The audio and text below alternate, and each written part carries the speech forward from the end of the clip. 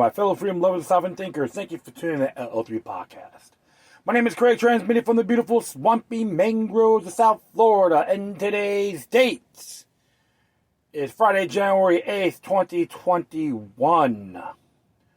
Yes. You know what really gets me the most? When I see all these athletes on ESPN, whether it's basketball, football, baseball, all became political experts. And what happened on January 6th? But it's okay for them to do the ritual, kneeling down during the national anthem, and while wearing their Marxist-style apparel.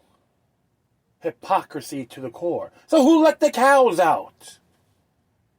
Absolutely. All think they're cool, trendy, and we gotta fight racism. We gotta change the system. It's already been in the books. All you gotta do is implement the damn thing. Too many folks out there want to feel sorry for themselves. You have pity.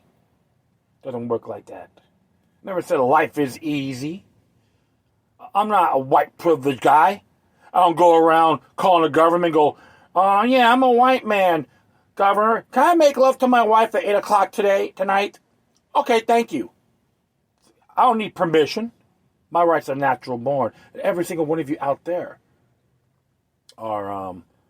have that same enactment in our spirit, soul, spirit, etc. So I'll let everyone know one thing about this ritual. It's for the herd conformity. Okay? You choose your masters wisely that will guide you in it so you can better yourselves. Not be a bunch of sheeple. So I can be cool. Not even the NBA's done it. I've seen others that stand up, which is good. I give them homage. You think you're going to change the world by doing that? Forget about it. It's been a dangerous planet since the beginning of time, way before you and I were born. Liberty is the answer to tyranny. I don't have to go further on what I have to say. Because I know I'm probably repeating myself unintentionally and it wouldn't be fair to my fellow listeners.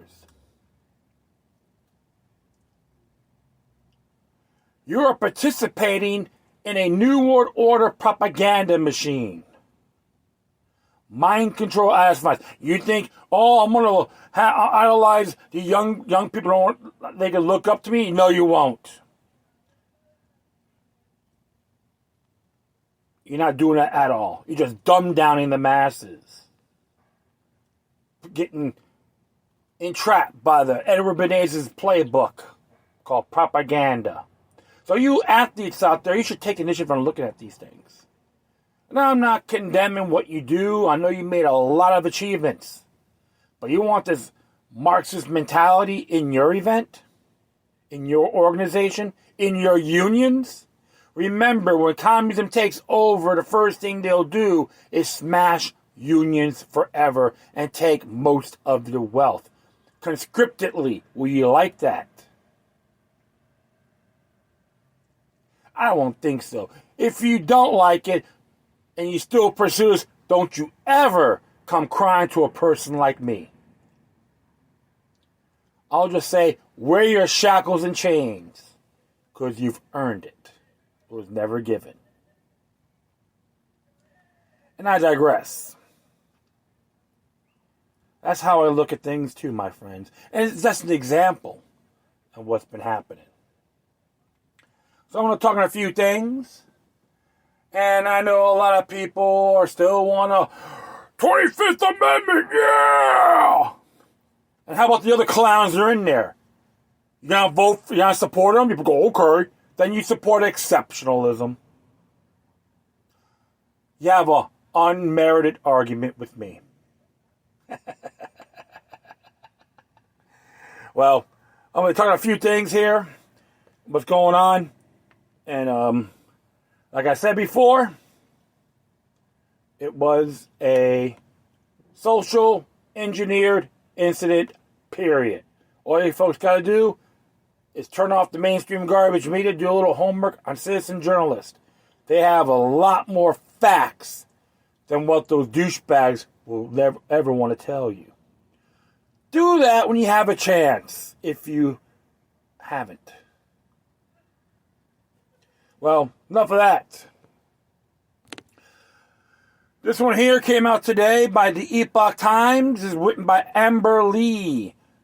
You go look under China human rights. Chinese attorney had license revoked for defending Falun Gong practitioner.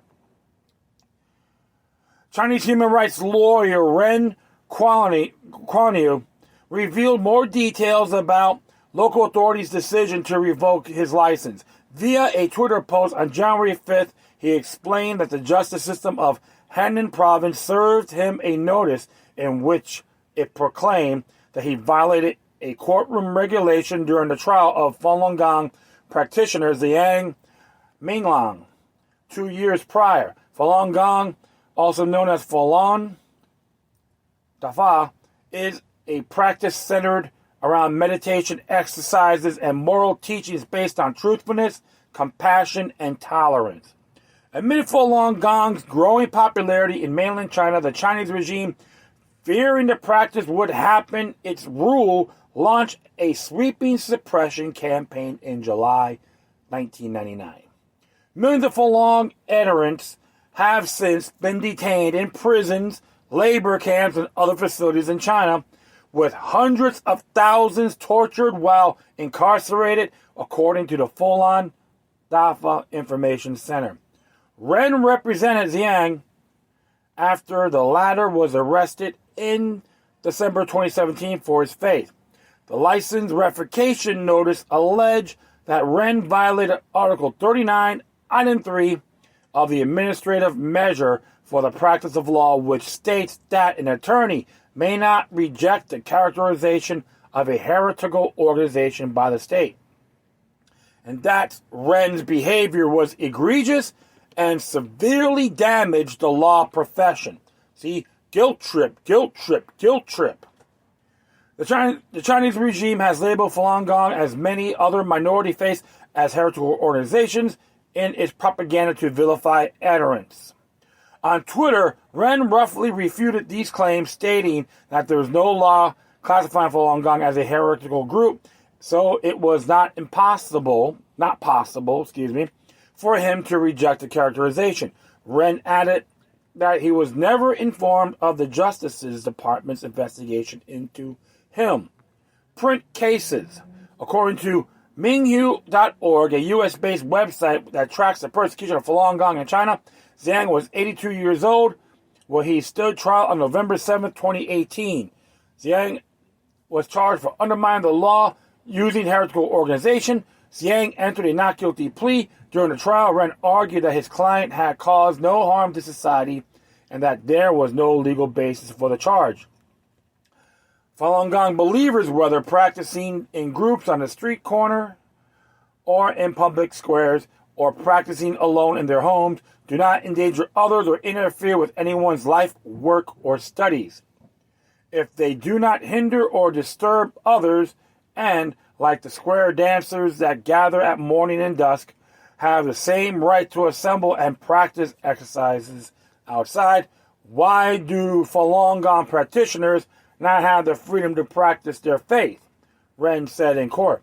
After 12 hours, the judge adjourned the trial without a verdict. Months later, on November 7, 2019, Zhang was sentenced to 5 years in prison. Ren's license was revoked soon after he defended a client in a case of 12 Hong Kongers who were arrested by Chinese Coast Guards as they attempted to flee to Taiwan for political asylum. He represented Wang Ye-win, who was among 8 people sentenced to 7 months by a court in Shenzhen City for illegally crossing the border. Ren also represented citizen journalist Zhang Zhan, who was arrested for her coverage of the initial COVID-19 outbreak in Wuhan City last year. She was recently sentenced to 4 years imprisonment. Yep. So,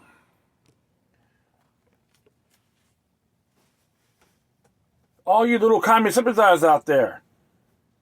Chi-Com, Maoists. You gotta try to bring us here. You demented individuals that will get full repercussions. This is why I find things deplorable when it comes to tyrannical governments. And I'm not afraid to call out anybody. And I've done it. Even on the streets, okay? This is real deplorable on the CCP's regime. That's right. And all you little commies are trying to flip states. You're part of the problem. You are the infection. And after you get done, you're just another useless eater, a number in their books. That's what another thing too. In 1997, when I was hearing about this years ago, like 7 years before that happened, that China's gonna get back Hong Kong. I knew there's gonna be a lot of problems. I'm not surprised what has occurred. Of course, the mainstream garbage. Oh yeah, it's a great thing to do. Please, NBC made a big statement on that. Stink on that. Never bought it back then, and I never accepted it now. There are a lot of beautiful people in that area being controlled by a handful of ungrateful tyrants towards humanity. That time's coming when everyone will counter them. Will be blowback on their perspective. It's like this to every form of tyrannical government, tyrannical elements in government, including here in the United States. Everything's backfiring. Like I said before, a lot of these individuals right now are being exposed. There's some pros and cons what Pence did. All you gotta do is a little reading, folks. The 12th Amendment and all that. Instead of listening, just do a little reading. I never had high expectations. I told him it was going to be an interesting event and anything can happen. I could be mistaken too. Yeah, that's true. I'll admit that. But now, all the sleaze bags out there want you to go after one man.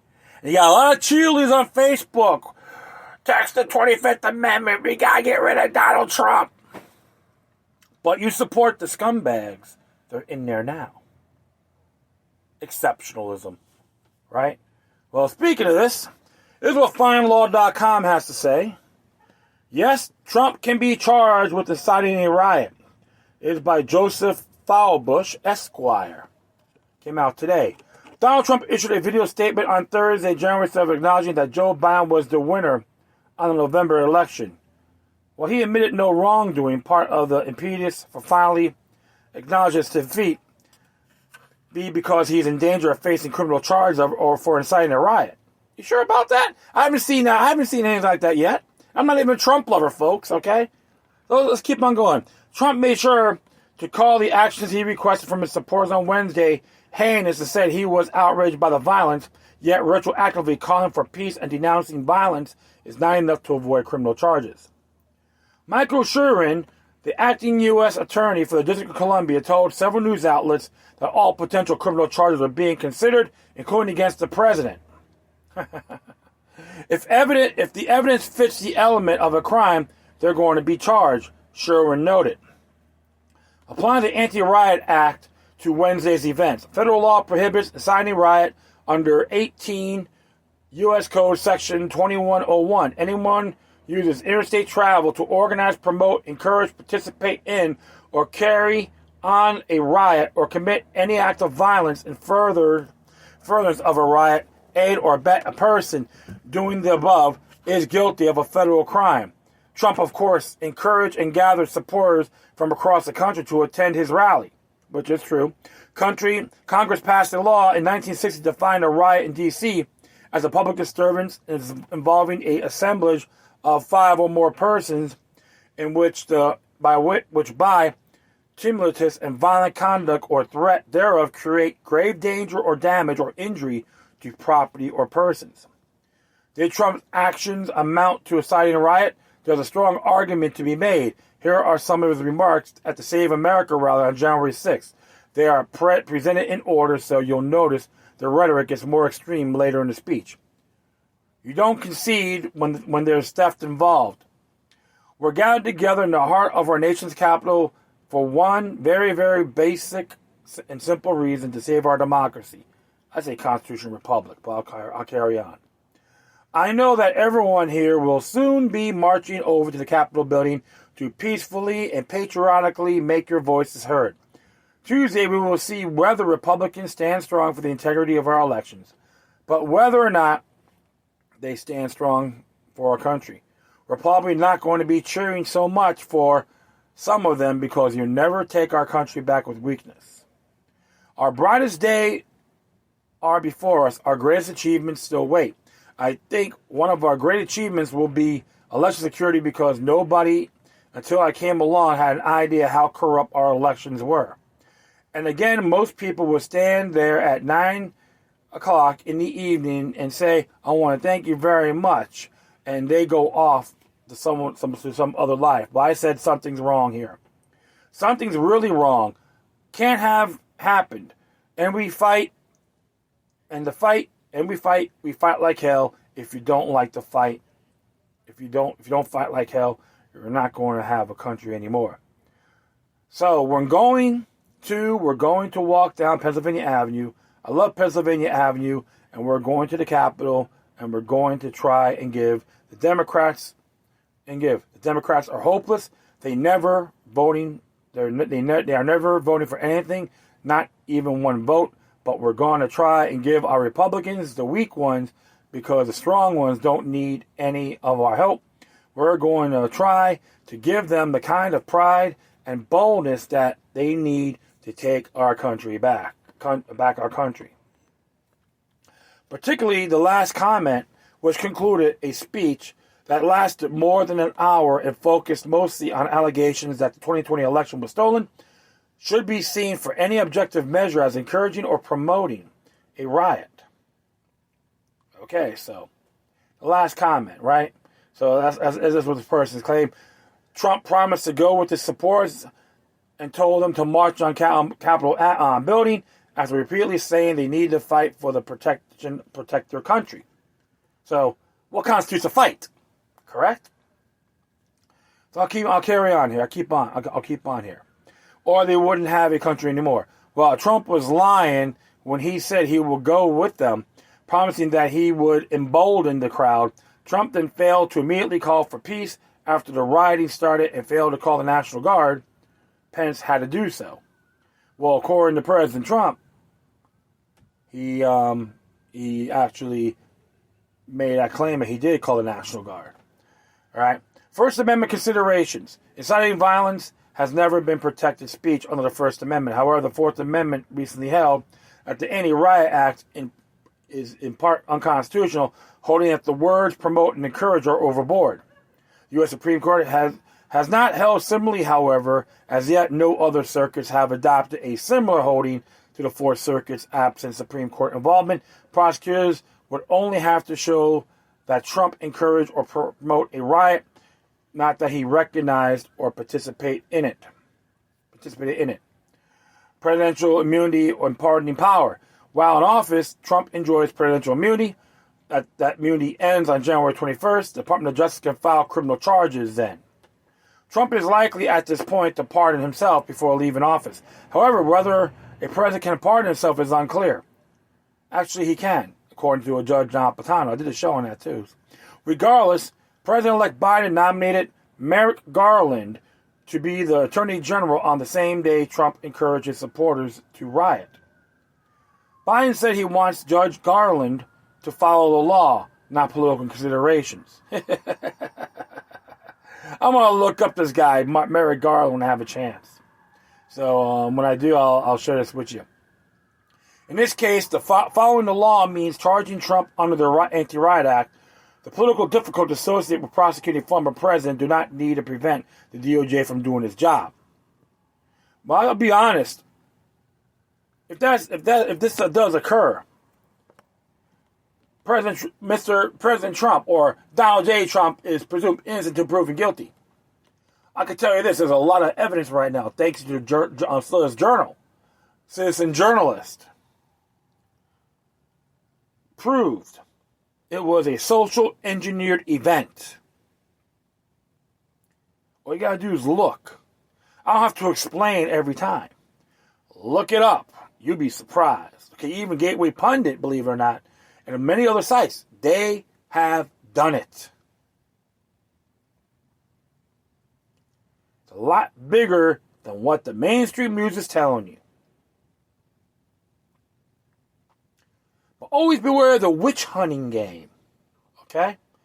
And there's people jumping on that bandwagon. We got to invoke the 25th Amendment. And even Vice President Pence says he's not going to support it. Of course, according to some other elements, he went by the book under the 12th Amendment of the U.S. Constitution. Possibly the, sorry about that. Lost my train of thought. The Federal Electoral College Act of 1877.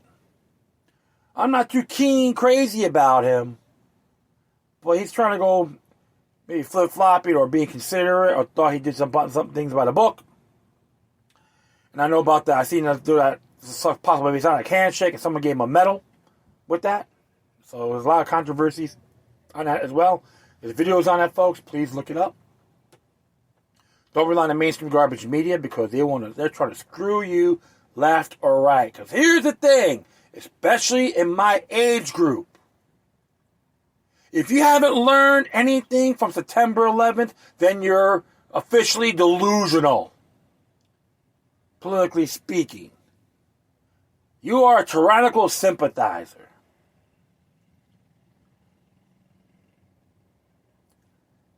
That's one of the areas you got to look at.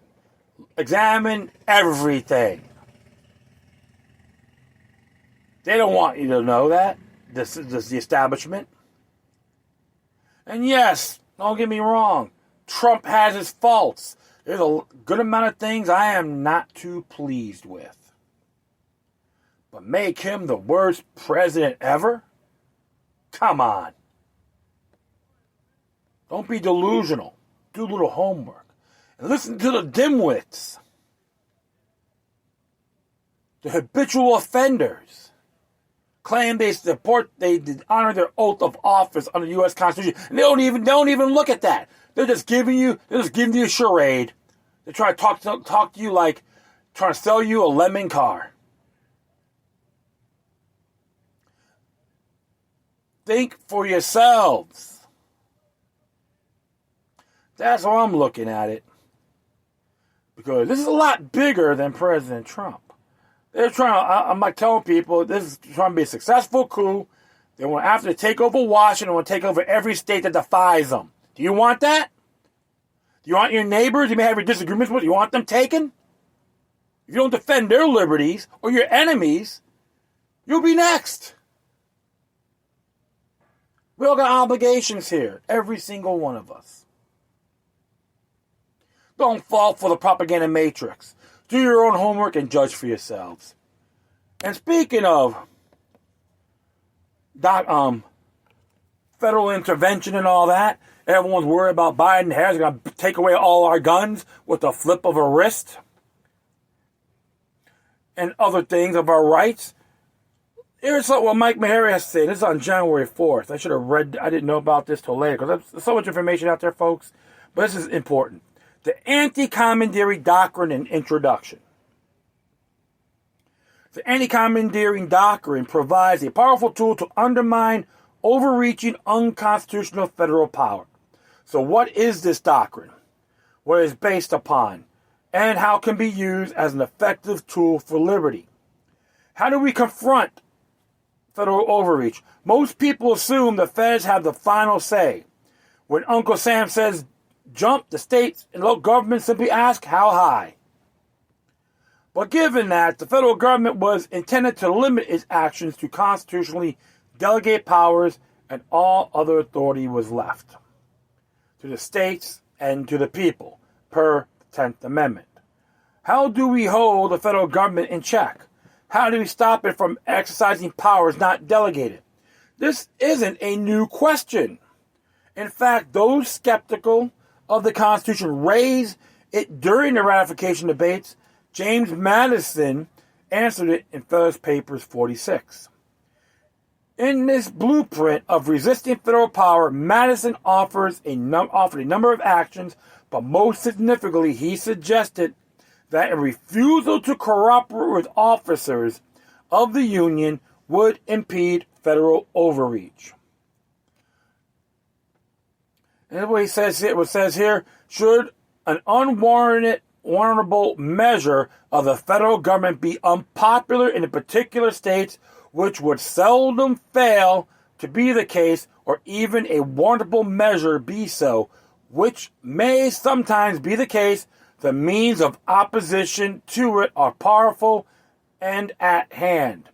The disquietude of the people, their repugnance, and perhaps refusal to cooperate with the officers of the Union, the frowns of the executive magistracy, of the state, the embarrassment created by legislative devices, which would often be added on such occasions, would oppose in any state very serious impediments, and where the sentiments of several adjoining states happen to be in union, would present obstructions which the federal government would hardly be willing to encounter. Unquote. What is the Anti-Commandeering Doctrine? Anti-Commandeering is a long-standing Supreme Court doctrine. In a nutshell, the Anti-Commandeering Doctrine prohibits the federal government from commandeering state personnel or resources for federal purposes. In effect, the federal government is constitutionally prohibited from requiring states to use their personnel or resources to enforce federal laws or implement federal programs. State and local governments cannot directly block federal agents from enforcing federal laws or implementing federal programs, but they don't have to cooperate with the feds in any way. For instance, a local sheriff cannot block ATF agents from enforcing a federal gun law, but the ATF cannot force the sheriff's office to participate in the enforcement effort. Which Supreme Court cases support Anti-Commandeering Doctrine? The Anti-Commandeering Doctrine rests on 5 landmark cases, first dating back to 1842. Prigg versus Pennsylvania. Justice Joseph Story held that the federal government could not force states to implement or carry out the Fugitive Slave Act of 1793. He said it was a federal law and the federal government ultimately had to enforce it. The fundamental principle applicable to all cases of this sort would seem to be that where the end is required, the means are given, and where the duty is enjoyed, the ability to perform is contemplated to exist on the part of the functionaries to whom it is entrusted. The clause is found in the national constitution and not in that of any state. It does not point out any state functionaries or any state action to carry it. Provisions into effect. The states cannot therefore be compelled to enforce them and might well be deemed unconstitutional exercise of the power of interpretation to insist that the states are bound to provide means to carry into effect the duties of national government nowhere delegated or entrusted to them by the Constitution. New York versus the United States, 1992. The court held that regulations in the Low-Level Radioactive Waste Policy Amendment Act of 1985 were coercive and violate the sovereignty of New York, holding that because the acts take a provisional offers the states a choice between the two unconstitutionally coercive alternatives, either accept ownership of waste and regulating according to Congress instructions. The provisions lies outside Congress' enumerated powers and is consistent with the 10th Amendment. Senator Day O'Connor wrote for the majority in a 6-3 decision. As an initial matter, Congress may not simply commandeer the legislative processes of the states by directly compelling them to enact and enforce federal regulatory programs. She later expounded on this point. While Congress has substantial powers to govern the nation directly, including an area of initiated concern to the states, the Constitution has never been understood to confer upon Congress the ability to require the states to govern according to Congress's instructions. Interesting there. This is one here. Prince versus the United States served as a linchpin for the Anti-Commandeering Doctrine.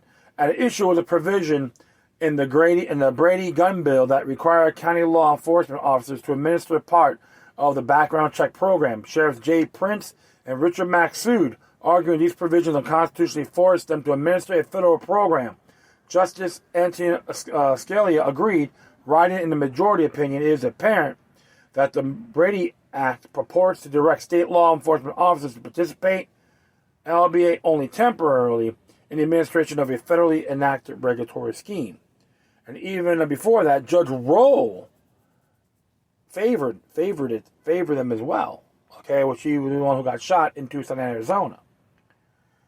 Citing the New York case, the court majority declared this provision of the Brady gun bill unconstitutional, expanding the reach of anti-commandeering doctrine.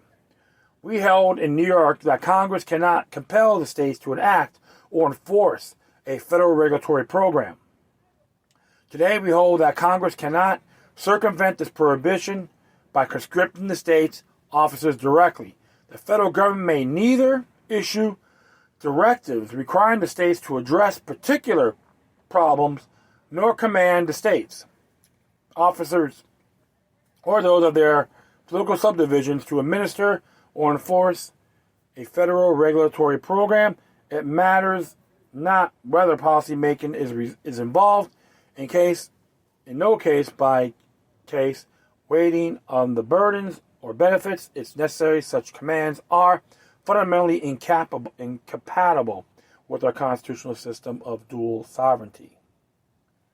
Interesting there, even in New York. So I'm learning something here too, folks. So I'll admit that. It says another one here is independent business versus celibus.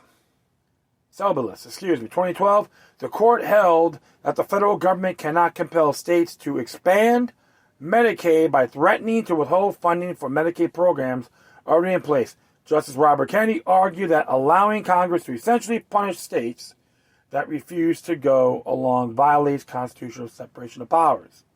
The legitimacy of Congress's exercise of the spending power thus rests on whether the state voluntarily and knowingly accepts the terms of the contract. Pennhurst Surpra at 17, respecting this limitation is critical to ensuring that spending clause legislation does not undermine the status of the states as an independent sovereigns in our federal system.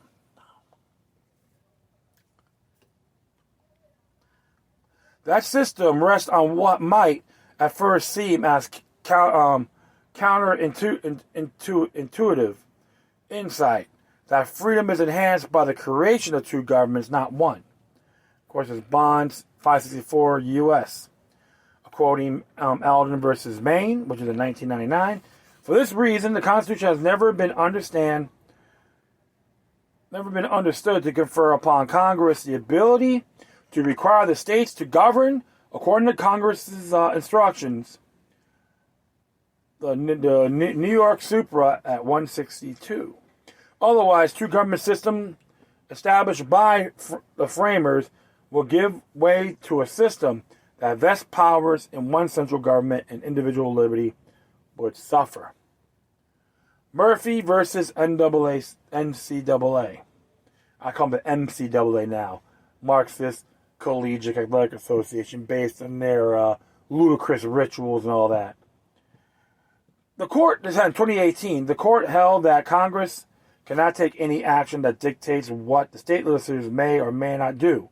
Even when the state action conflicts with federal law, Samuel Alito wrote, a more direct affront to state sovereignty is not easy to manage, he continued.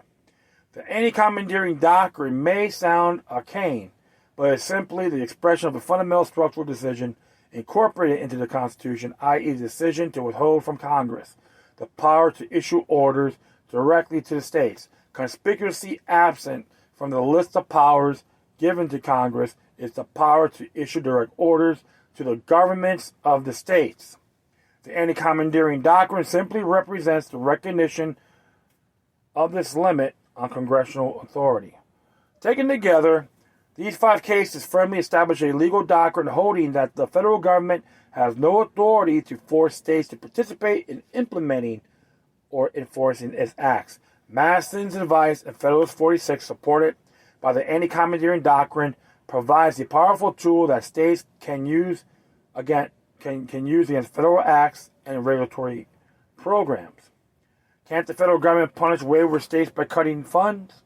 In simple terms, the federal government cannot use funding to coerce states to take a desired action. Independent business versus celibacy directly address this issue. Federal government can withhold funding related to any action that a state refuses to take, but with some significant limitations and caveats. For instance, the state refused to enforce federal marijuana law.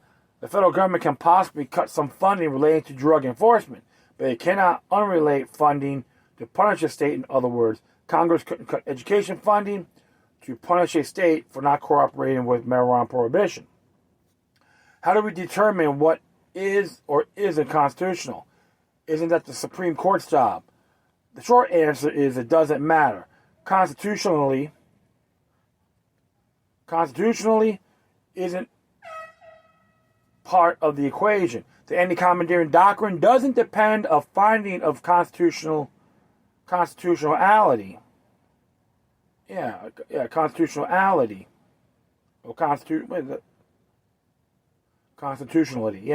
Finding of constitutionality states can refuse to provide personnel or resources of any federal activity regardless of its constitutionality.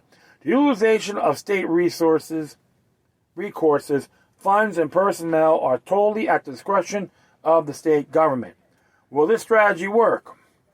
Federal government relies heavily on state cooperation to implement and enforce almost all of its laws, regulations, and acts.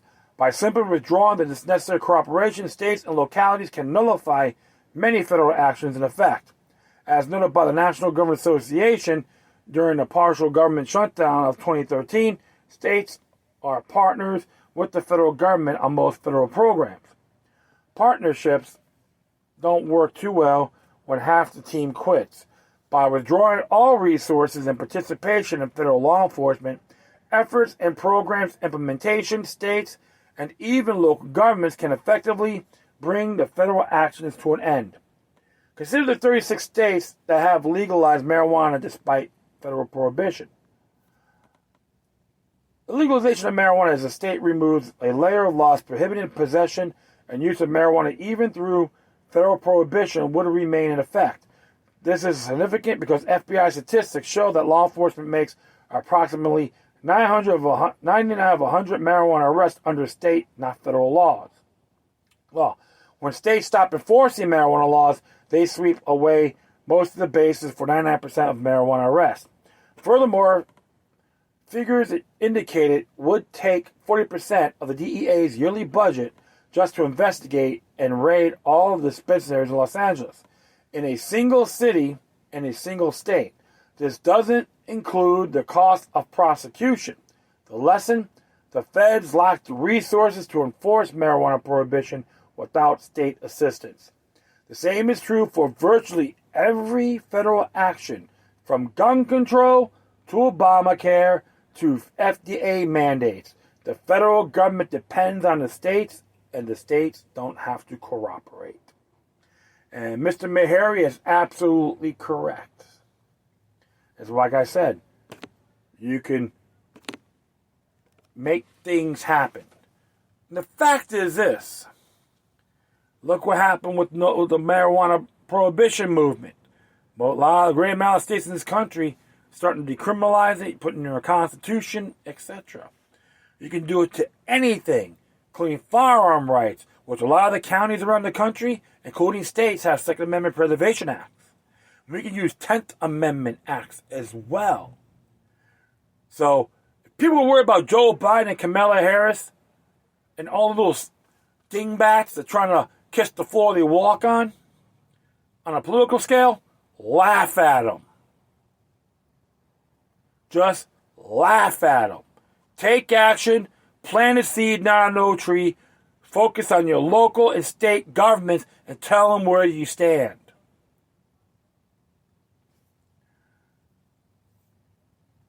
If you don't, everyone will fall as individuals. Never let what happened a couple days ago put your head into the ground. Give them a taste of their own medicine. Remember, like I said, I'm not too crazy about the occurrences that happen. But on the other hand, some of those people in Congress were scared crapless. They speak a big game, but they couldn't back it up.